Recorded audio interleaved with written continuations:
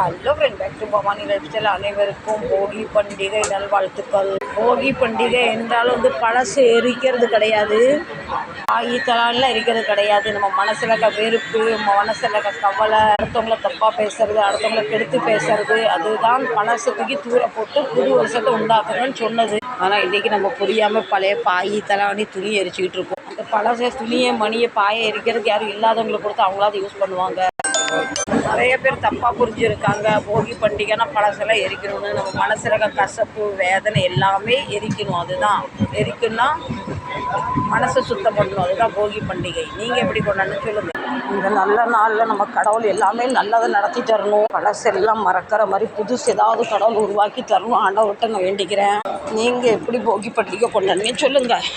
தயவு செஞ்சு உங்கள்கிட்ட எக்ஸ்ட்ரா பொருளாக இருக்குன்னு அது எரிக்கணும்னு நினைக்காதீங்க. யாரும் இல்லாதவங்களுக்கு கொடுங்க, அவங்களாவது யூஸ் பண்ணுவாங்க. இந்த உலகத்தில் நிறைய மக்கள் ஒன்றுமே இல்லாமல் வாழ்ந்துக்கிட்டு இருக்காங்க, ஹாப்பியாக இருக்காங்க. சிலவங்க வாரத்தில் ஒரு நாள் ட்ரெஸ் எடுப்பாங்க, சின்னதாகிட்டு கலர் பேட் ஆகிட்டுன்னு தூக்கி எரிச்சிருவாங்க. எத்தனையோ ஒரு வருஷத்துக்கு ஒரு தடவை கூட ட்ரெஸ் எடுக்க முடியாத சூழ்நிலை இருக்காங்க. மும்பையில் யாருமே பெருசாக போகி பண்டிகைலாம் கொண்டாடுறது இல்லை. மாடிக்கு மேலே மாடி கொடுத்து நான் நடத்திக்கிட்டு இருக்கோம். சோறு பொங்கறதுக்கே நம்ம கிச்சன் சின்னதாக இருக்குது. அது பழசை போட்டு எங்கே கொண்டு எரிக்க? என்ன பண்டிகை வந்தாலும் நமக்கு மனசில் நிம்மதி இருந்தால் தினம் தீபாவளி, தினம் பொங்கல், தினம் போகி கொண்டாடலாம். என் மனசோ டைப் அடித்த மாதிரி படபடன்னு உல கொதிக்கிற மாதிரி இருக்குது. எப்போமோ ஓடி ஓடி வாழ்க்கையும் எடுத்துகிட்டு ஓடி ஓடி மனசும் எடுத்துகிட்டு அந்த அளவு தீபாவளி பொங்கல் எல்லாம் ஒரே மாதிரி இருக்குது.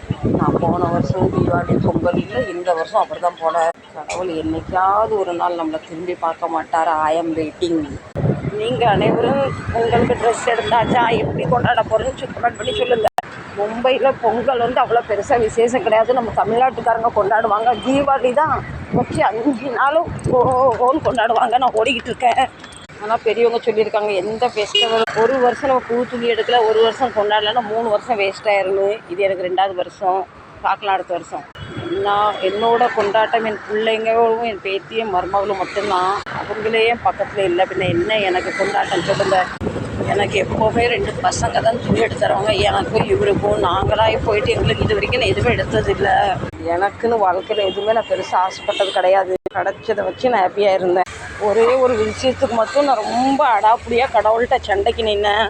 எனக்கு பெரிய வீடு வேணும், 2 BHK வேணும், பிள்ளைங்க மருமகா பேத்தின்னு ஹாப்பியாக இருக்கணும்னு. கடவுளை நான் கேட்ட பொருள் கண்டிப்பாக கொடுத்தாரு.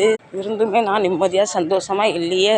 நான் இந்த பூட்டை ஓப்பன் பண்ணுறேன். கடவுள் வாழ்க்கை நல்ல விஷயத்தை ஓப்பன் பண்ணி தருவார். இந்த கதவை ஓப்பன் பண்ணுறாங்க. கடவுள் வாழ்க்கையில் வழியை ஓப்பன் பண்ணி தருவார்.